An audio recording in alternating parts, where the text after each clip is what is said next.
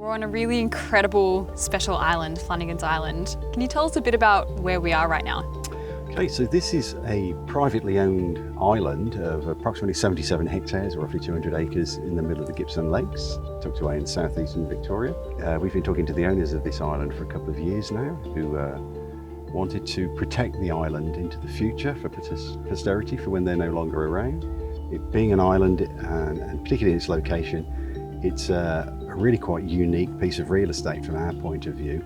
So once we heard about this, we were delighted to have a chat with the owners and take them through the process of permanently protecting it so that it's always going to be preserved for conservation into the future. And that's an ongoing process that will continue as and when we can find funding to assist us to try and get it back to something like it would have been before it was farmed, which it has been in parts of the island, and grazed by animals. So that sort of interference and modification leaves a legacy. And so we're at the start of that ongoing process to turn it back, but it's happening already. As walking around, things are cropping up now that there's no grazing anymore. It's been left alone, and it will continue to recover, I'm sure. What animals were grazing on this land? There has been cattle on here historically, but most recently it was a goat farm, strangely enough, just in the lake. So the goats were brought over on a boat and released and farmed and goated off.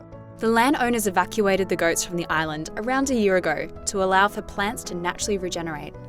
How do you get them off the island? Yes, well, it's an interesting process. There was a goat race built, which is less exciting than it sounds, and it's basically a corral system.